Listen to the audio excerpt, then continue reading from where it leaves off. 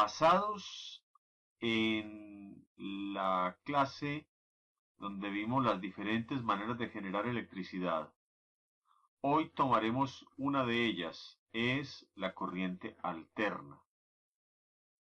Vimos que el movimiento electrónico en la corriente alterna se hace en doble sentido. Primero va, luego viene la corriente. Hoy el propósito es aprender a usar la corriente alterna, ya sea para elementos que no necesiten de otra forma de ser, es decir, que usen la corriente alterna tal como es para funcionar, digamos, una bombilla, y de otros elementos que para poder funcionar necesitan que la corriente vaya en un solo sentido. Hay una manera muy común de entender esta diferenciación. Se habla de electricidad generalmente a la cobertura de campos, conceptos donde la corriente alterna trabaja a sus anchas. Es decir, no necesita ninguna transformación a corriente continua para lograr el objetivo de poner a funcionar un bombillo, un motor, etc. Y llamamos electrónica, en el argot más común, a aquella rama donde la electricidad necesita ser convertida en corriente continua para poder poner en marcha los aparatos como la televisión, la radio, las telecomunicaciones en general, los aparatos que llamamos electrónicos. Entonces, necesitamos que se convierta en corriente directa o continua la electricidad para poder hacer que los aparatos electrónicos funcionen. Para eso nos tenemos que servir de una herramienta sencilla pero indispensable, y es aquella que nos va a encauzar la circulación de la corriente solo en un sentido, aun cuando el origen no sea una batería, que ya de por sí entrega la corriente de forma continua. Entonces, un diodo es capaz de hacer que un flujo de corriente alterna se convierta en un flujo de corriente continua, porque solo va a permitir la circulación electrónica en un sentido con relación al eje de referencia. Diferenciemos ahora un poquito más el concepto de electricidad y el de electrónica. La electricidad se relaciona con conductores y la electrónica con semiconductores. Los conductores, resistencias, condensadores, bobinas, los hemos ido estudiando y hemos visto algunas de sus propiedades. Ahora, los semiconductores son aquellos que no son ni completamente conductores ni completamente aislantes.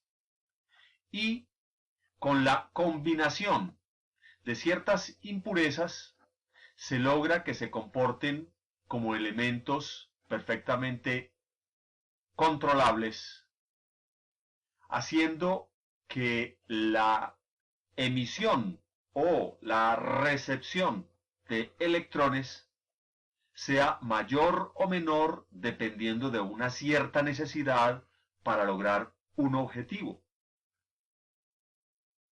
Esa es entonces una buena diferenciación entre electricidad y electrónica. Veamos algunos ejemplos. Si hacemos circular una corriente a través de una bombilla para iluminar un cuarto, o si encendemos el secador de cabello o la plancha de cabello, o si prendemos un fogón con el fin de cocinar un alimento, o si encendemos un motor para generar cualquier trabajo. Estos elementos están haciendo que circule a través de ellos la corriente alterna sin necesidad de ninguna modificación. Allí hemos usado resistencias, bobinas, tal vez no podría decir directamente que condensadores, pero por ejemplo, si pensamos en una nevera o en una heladera, allí tenemos la presencia de condensadores para el arranque del motor. Esos elementos están trabajando con corriente alterna. Sabemos que el servicio de corriente alterna que llega a los hogares puede ser de 110 o 220 o 230 voltios en el ciclaje de 50 o 60 hercios.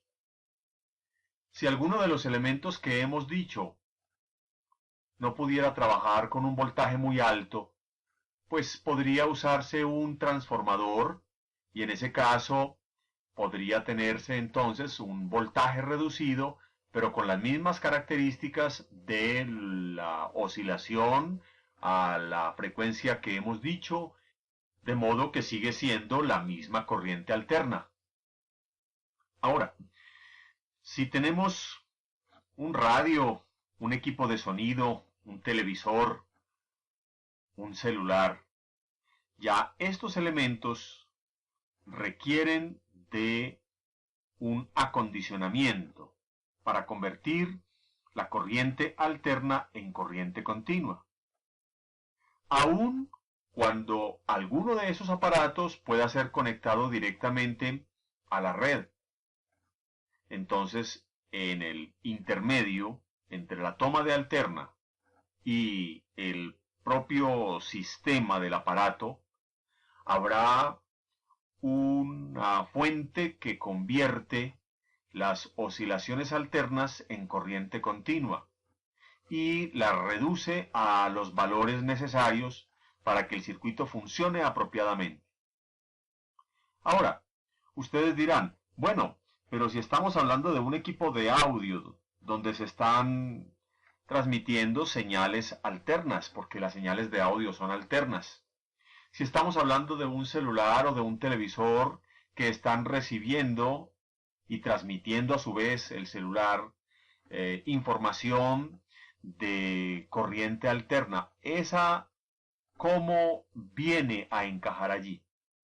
Ya ese tipo de corriente alterna, por ejemplo las ondas de radio que provienen de una emisora, sí, es corriente alterna, pero es primero que todo de una amplitud muy pequeña y segundo, de una frecuencia generalmente mucho mayor que la que se usa para la corriente alterna de servicio domiciliario.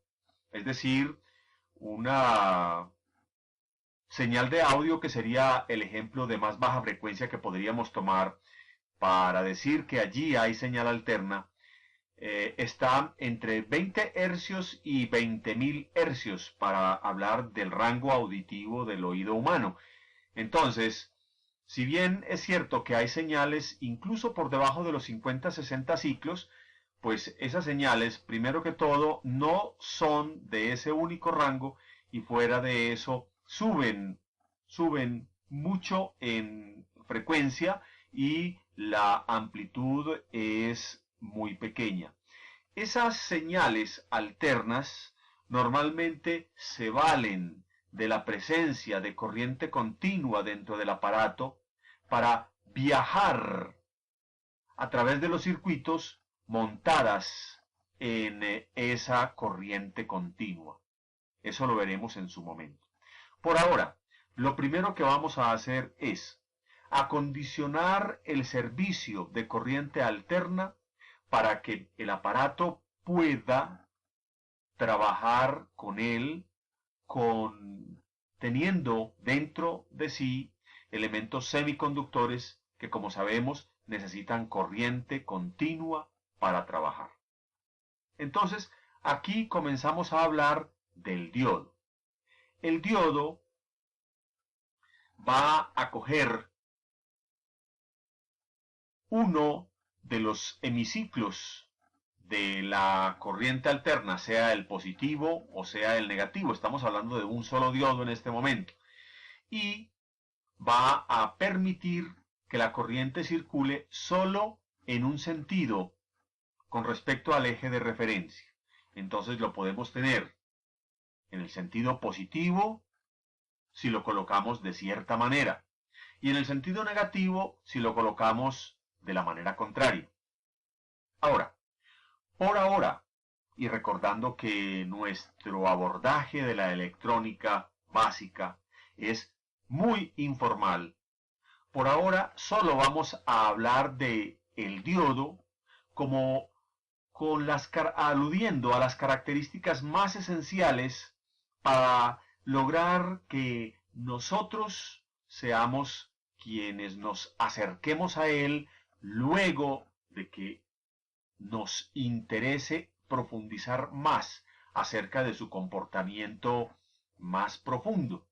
Por ahora, dejemos que con unas pequeñas anotaciones acerca del comportamiento del diodo, nosotros podamos tener el conocimiento necesario, pero no demasiado profundo para no hacerlo indeseable, dado que uno al principio no sabe si esto le va a gustar tanto como para querer comérselo todo. Entonces, hablemos del diodo simplemente desde los ángulos más superficiales. Entonces, comencemos. Miremos que el diodo tiene una flecha y un tope para la flecha. Eso nos dice, si yo coloco la onda por el lado de la flecha, el diodo me va a dejar pasar la parte positiva de la onda. Si coloco la onda por el lado del tope, la parte positiva no va a pasar, pero pasaría la parte negativa. Entonces,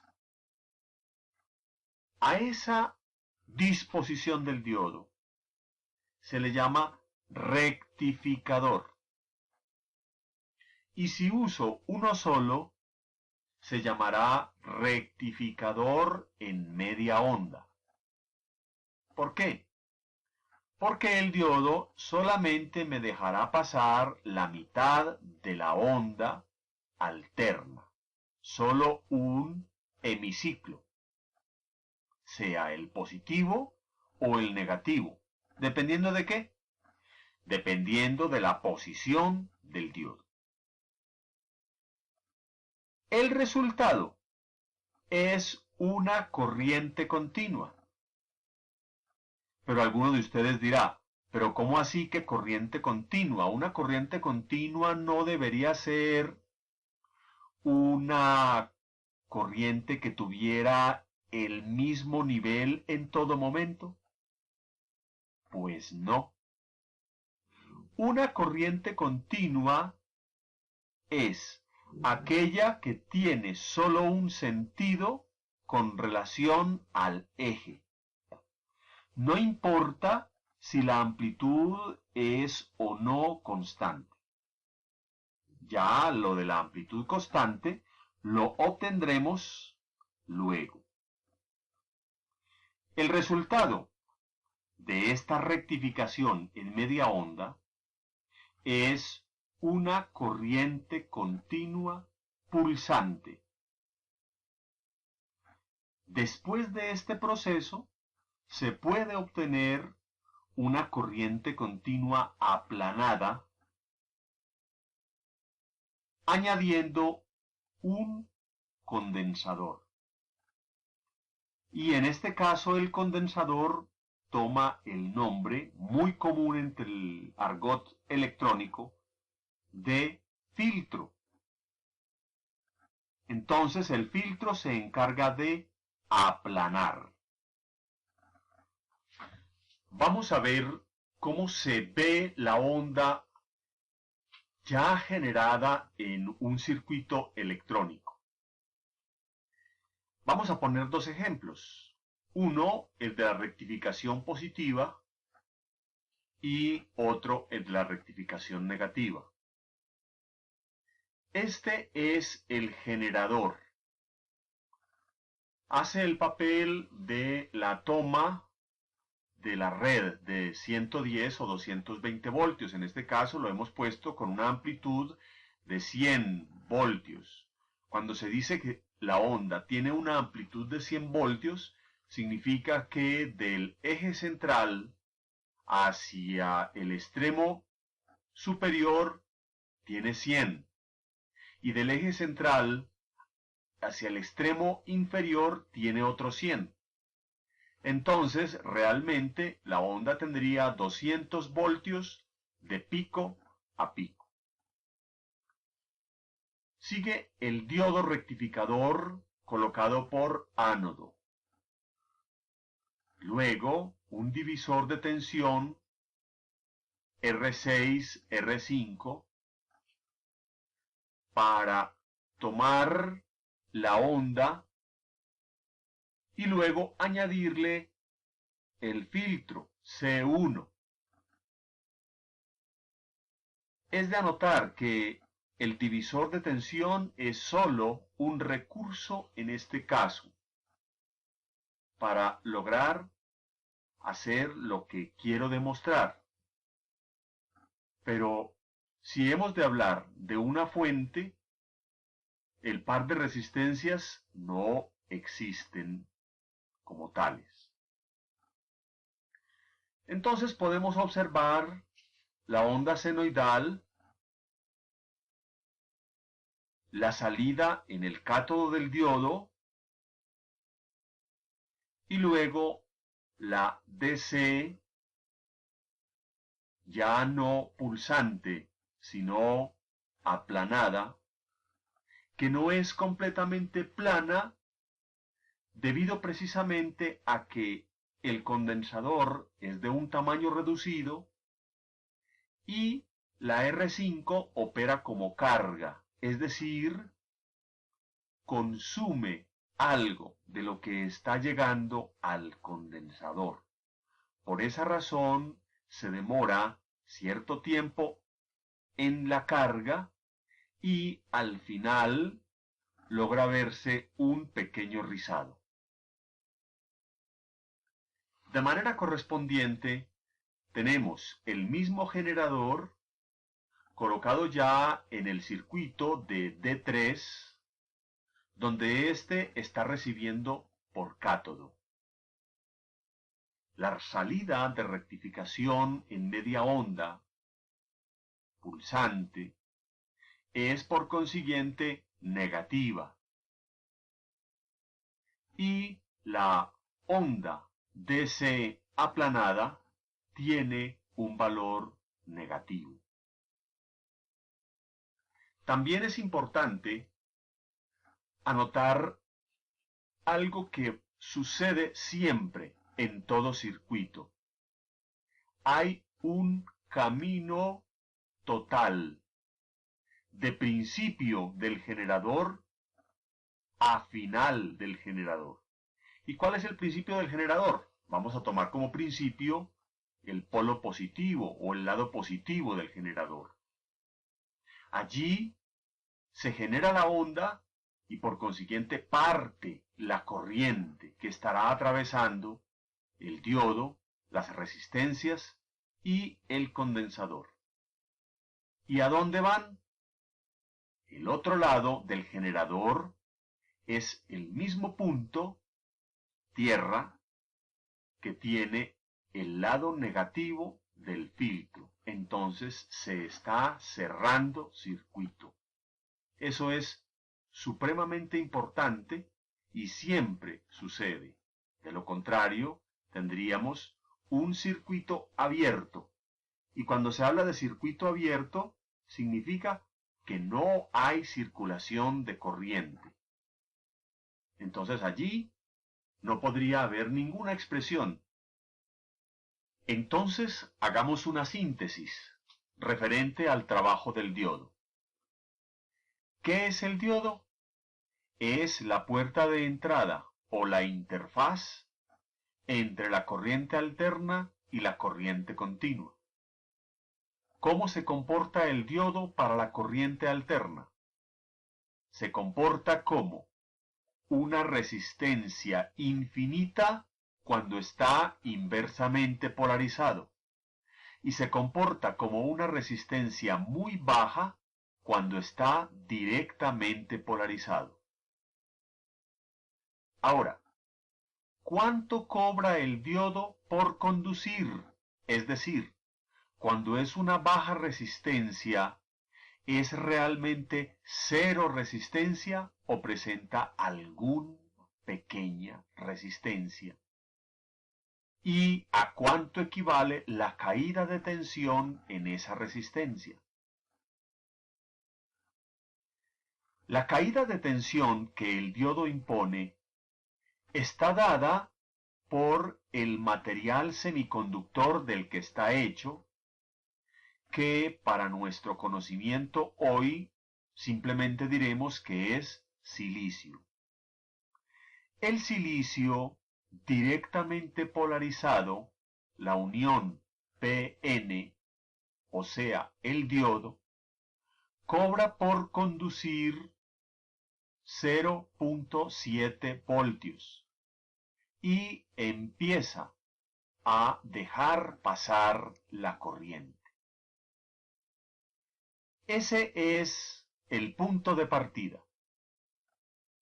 0.7 voltios DC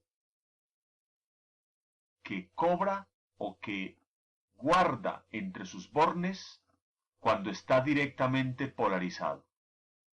Entonces, si el pico de la onda es 2 voltios, al final, si lo tenemos polarizado directamente por ánodo, la salida estará alrededor de 1.3 voltios en el lado positivo.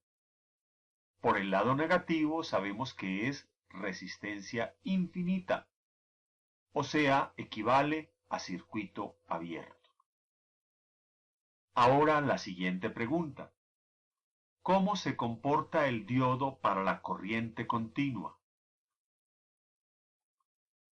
Siempre que tengamos el diodo directamente polarizado, la caída de tensión entre sus bornes será de 0.7 voltios, por ser de silicio,